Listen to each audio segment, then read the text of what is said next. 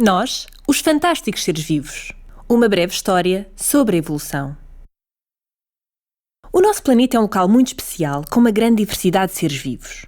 Animais, plantas, fungos como os cogumelos, bactérias. Mas será que todos os seres vivos são assim tão diferentes?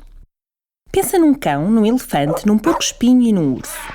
À primeira vista são muito diferentes, no tamanho, na cor do pelo. O elefante tem uma tromba, o porco-espinho tem espinhos e o urso tem garras. Mas se os virmos por dentro, reparamos como afinal até são parecidos. Por exemplo, todos têm um esqueleto e o esqueleto é feito de ossos iguais com funções iguais no corpo. A cabeça onde estão os olhos e a boca, patas para andar e costelas a proteger os órgãos. Até nós, se nos pusermos de gatas, ficamos parecidos com eles. Só não temos a cauda. Nem as presas do elefante, claro. Estas semelhanças acontecem porque estes animais são como que da mesma família, como se fossem primos, mais ou menos afastados. Mas se agora olharmos para um cão e um sapo ou um pássaro, já vemos mais diferenças.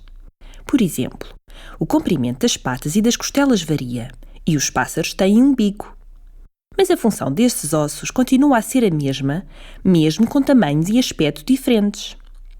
O cão, o sapo e o pássaro continuam a ser aparentados, mas são primos bem mais afastados do que o cão, o elefante, o porco-espinho e o urso. Na verdade, todos os animais são como que uma grande família.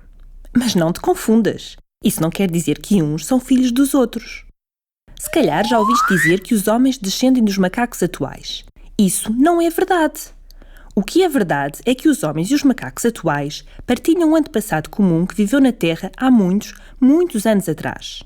Mais uma vez, como se fossem primos. Ora, tu não descendes dos teus primos, mas tens em comum com eles alguns avós, bisavós, trisavós e os avós dos avós dos avós. Mas queres saber o que é mais engraçado? É que nós e os outros animais também somos parentes das plantas, dos cogumelos e até das bactérias. Na verdade, somos parentes de todos os seres vivos que existem ou já existiram. Ok, não temos semelhanças visíveis a olho nu com todos eles. Mas por dentro, na maneira como funcionamos, os cientistas descobriram que temos muitas coisas parecidas. Repara bem, todos os seres vivos alimentam-se, respiram, reproduzem-se, nascem e morrem. Podemos pensar em todos os seres vivos como fazendo parte da grande árvore da vida. Imagina uma árvore. Uma pequena semente germina e, à medida que vai crescendo, vai formando novos ramos. Quando adulta, a árvore tem vários ramos, mas o tronco é um só. No caso da árvore da vida, o tronco é como um antepassado único, de onde saem ramos com diferentes seres vivos. As bactérias estão num ramo, as plantas, noutro, os fungos, como os cogumelos, noutro, e os animais, ainda noutro. E dentro de cada um destes ramos, há mais ramos e por aí fora. Tal como acontece com uma árvore quando está a crescer, em que os ramos vão aparecendo em alturas diferentes, o mesmo se passa com os seres vivos. Primeiro surgiram uns, depois outros, depois outros. Tudo a partir de um antepassado único. Sabes que numa árvore há ramos que se vão partindo ou morrendo, por exemplo, quando são atingidos por um relâmpago ou uma doença. Também na árvore da vida há famílias inteiras de seres vivos que desaparecem por causas naturais. Foi o que aconteceu com os dinossauros e a muitas outras espécies de animais e plantas que deixaram de existir. Os seres vivos que estão no mesmo ramo da árvore da vida são parecidos. Por exemplo, nós, os nossos avós, os nossos bisavós, trisavós. Mas quando esse ramo se divide em dois, os seres em cada novo ramo são diferentes. Queres saber como isso acontece? Imagina um grupo de pássaros todos mais ou menos iguais que se alimentam de sementes. Os filhos que vão nascendo são parecidos com eles, tal como nós somos parecidos com os nossos pais, mas não somos fotocópias. Ou seja, cada pássaro que nasce é único e diferente dos outros. Normalmente, as diferenças são pequenas, mas pode acontecer que surjam diferenças maiores. Por exemplo, nascerem pássaros com um bico mais comprido e fino. Neste caso, vão ter mais dificuldades em comer as sementes do que os pássaros com bico mais curto e forte. Agora imagina que alguns pássaros voam para uma ilha onde só existem insetos para comer. Os pássaros que tiverem um bico mais longo conseguem apanhar mais insetos do que os pássaros com bico curto, ou seja, estão mais bem adaptados à ilha. Assim, vai ser mais fácil para os pássaros com bico longo sobreviver e ter filhos. Os que nascerem com bicos longos também vão sobreviver melhor e ter mais filhos. É como se fossem escolhidos ou selecionados para constituir família.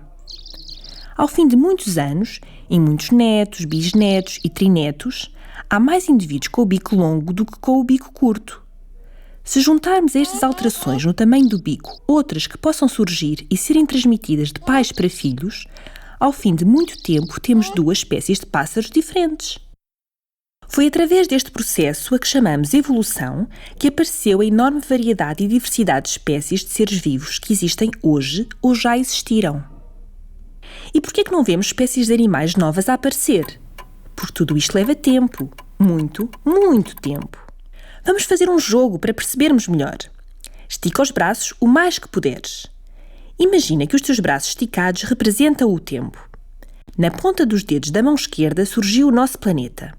No cotovelo desse braço estão as formas de vida mais antigas que os cientistas descobriram.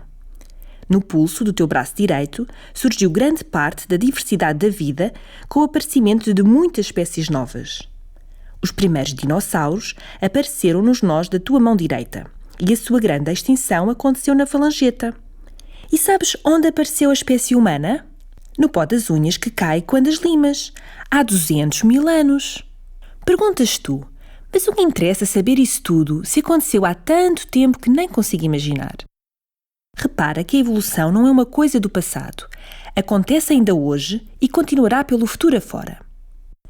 Consegues imaginar como serão os animais que viverão no planeta Terra daqui a 1 milhão de anos? Saber como os seres vivos evoluem a partir de outros ajuda-nos, por exemplo, a preservar animais em risco de extinção. Mas há outra razão. A árvore da vida mostra-nos que, apesar das diferenças que existem, todos os seres vivos são parecidos e aproveitaram o que os seus antepassados tinham, que funcionava bem. É por isso que muitas descobertas feitas noutros seres vivos, mesmo nos mais simples, são úteis para perceber melhor como nós, os humanos, funcionamos.